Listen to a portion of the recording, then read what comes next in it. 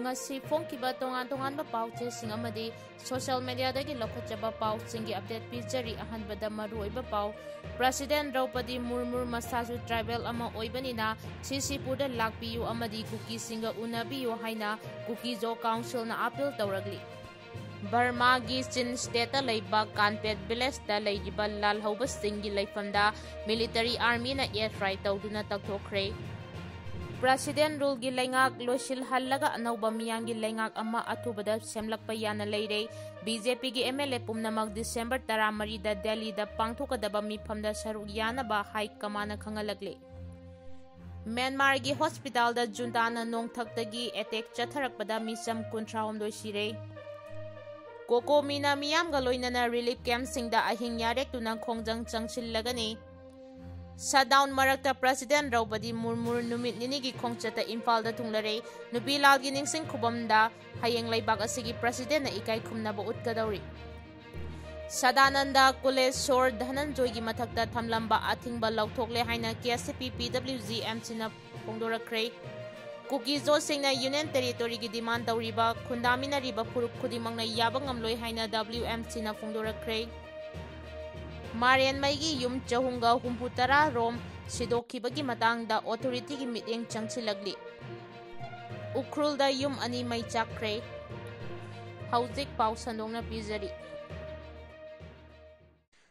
Kuki Singna Union Territory gi demand tawriba khundamina riba phurup khudimangna yaba ngamloi haina WMC na phongdorakre Mahai Sagadaba dialogue taunabagi damak puksel chengna amadi chenaba yagadaba pandam amaga loinana Kuki Zogi lusingba sing thoraknaba World Mitai Council WMC na appeal tawragli hiramasigi matangda WMC gi Secretary General Yambem Arun Mitai na thadораkiba cherol aman hai Manipur miyam amasung region asigi yaifanaba Kuki Zogi lusingba singna haujik thangliba khongthang asin na haunana yengsinba chumgani Kuki Singna Manipur gi lam machet khara lauthoknaba semjin sajinba wafamda yumpham oiraga amadi hingsa gi thawong sing chathaduna Union Territory gi demand tawriba asti khundaminariba phuruk khudimangna yaba ngamloi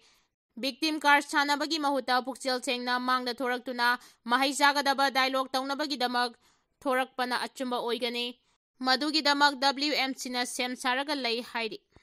Myanmar gi hospital da juntana nongthaktagi attack chatharakpada Micham 13 sikre Rakhine State laiba Marong Yu Township ki public hospital amada Myanmar gi military juntana nongthaktagi attack chatharakpada Micham 13 sikre CRP Hais Myanmar gi report matung ina ana laing sang aduda military juntana fighter jet adudagi Pound Chonga Lumba Bhom Ani Thadarakibane, Taudok Aduda Micham Amadi Health Worker Kaya Marum Su Asopa Nangki, Maikai Kaya da Git Hawong Adubu Akan Mamong da Yaningde Bapongdong Naragli, Kumdali Sing Aniga Kunmatoida Military Kutaw Kibagi Matung Tarakpada, Juntana Micham Miyam Gimayukta Ka Henba Tawong Sing Chatarakibagi Saruk Ama Oina, Analayang Sangda Etek Chatarakibadu, Malem Gimipung Kudimang na Kandem Tawpam Toi Haina Maikai Kaya da Gi Fongdong Naragli. Marian Maigi yum chahumga humputara rom sidokhibagi matangda authority gi mityeng changchilagli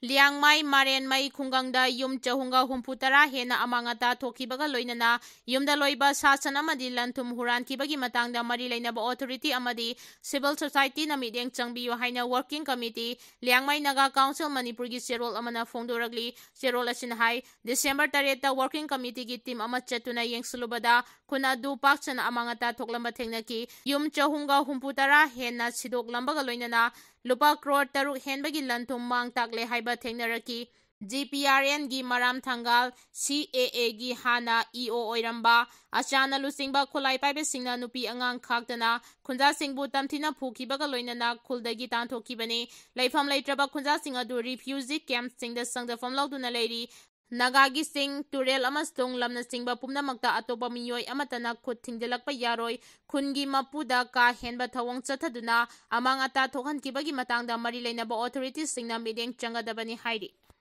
Sadananda Kuleshwar Dhananjoy gi mathakta thamlamba athingba lauthokle haina KCPPWG MC na phongdorakre Leibang miyamgi kholaudi isorgi kholauni haiba wakalonda yumpham oiraga Amiki General Secretary M Dhananjoy Film Forangi President K Kolesor amadi Saisakba Hai Sadananda gi mathakta thamlamba Athingba Komthokhre haina KSTP PWGMC Unification Thadurakiba Cherol amana Fongdoragli Lona Thingkraba Lob asigi PRO Khnghankhre Khodek Piduna Thadurakiba Cherol amana hai Maitai Aikhoigi Lingjel Manadabana Maram Oiraga Ningthawaibana Maru Oikhanba Ayambagi Amamagi matam haukhre film forum amadi amiki thawai puriba singda lumna thamkiba wafam thabakta ontorakadabani matung tarakpada mapalamdagi amadi iramdamgi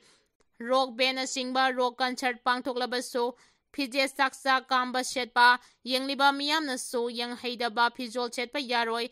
wafam asida thausadrabadi maduda thorakpa aphapata khudingmak masa masagi oijagadabani CSO kayana haijarakpagi asigumba amotpasing asi matungda amuk hana tauhandanaba apunba warep lauraba matungda lumna makoi ahumda thamlamba athingba sing adu komthokhibani hairi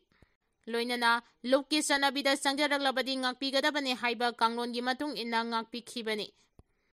kokomina miyamga loinana relief camp singda ahing yarek tuna khongjang changchillagani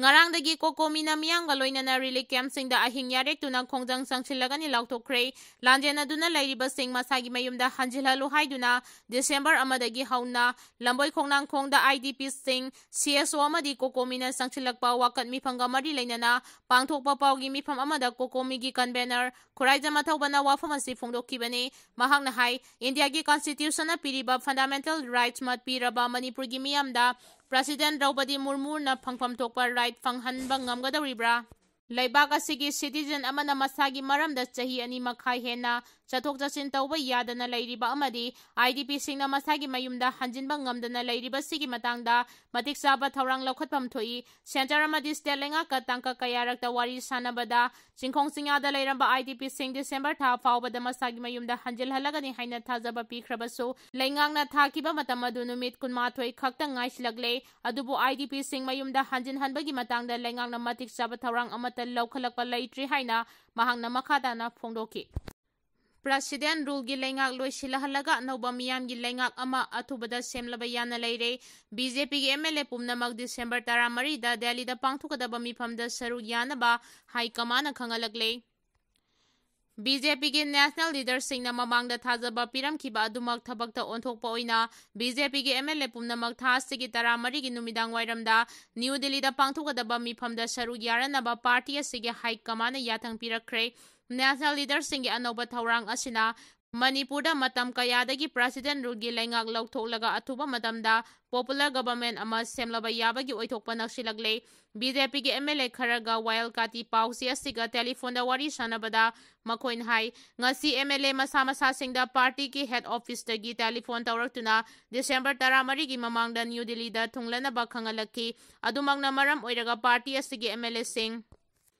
Hayeng natraga hangsi Delhi da chatnaragani handak high kamana BJP gi MLA khudingma kaurakpa oibana Kuki gi maikei da leiriba BJP gi MLA singsu soidana saru yagani haibagi thajaba lei party gi awang bathaki mifam adu kadai waida pangthokadagi haibamakti chapchana khangba ngamdri adumapu party office da pangthokpa yana lei Mamangda hairakibagi matung ina mitai amasung Kuki gi MLA sing puna una hanaba amasung Manipurda mahosagi phibamda hanjin hanaba warep lauminaba haibasina ahanba agenda oigadawribani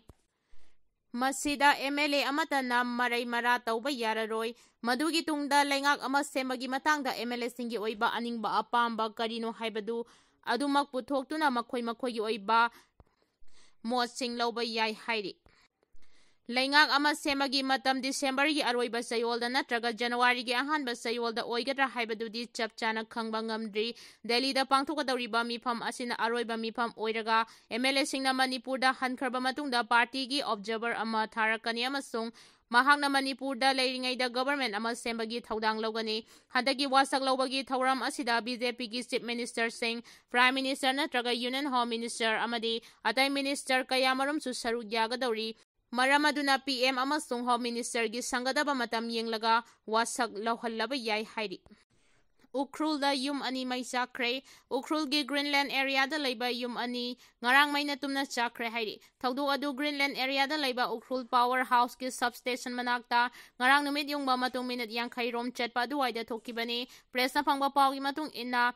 mai adu ex serviceman noun Sire kauba miyoi amagi asanba yumdagi horakibani building adu gi ahanba matholda ningon Sire gi mari mata sing leibani mai chakpagi thaudok thokligai manungda yum aduda miyoi amata leite hairi mai chakpa aduna maram oiraga thangnana leiba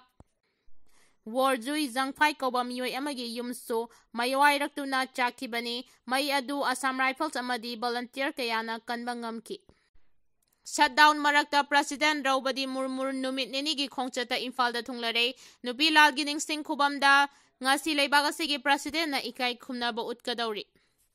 Korkom na haukiba ahing nongyay matung pung amata badagi kaukiba total shutdown gi manungda leibaga sigi president Draupadi Murmu numit ninigi khongchata ngarang numit yungba matungda Imphal da thunglare India gi president na akhanaba Air India 1 aircraft da tongladuna laklaga Bir Tikenderjit International Airport ta taraktrngay gi mamangda Manipuri Governor yauna state asigi lusingba kayana oknaba ngaiduna leiki President na airport ta thunglaba mikup adumaktada Governor na ningthiraba buke ama khudol tamki amasung Manipur Police ki nupi personnel khaktagi oiba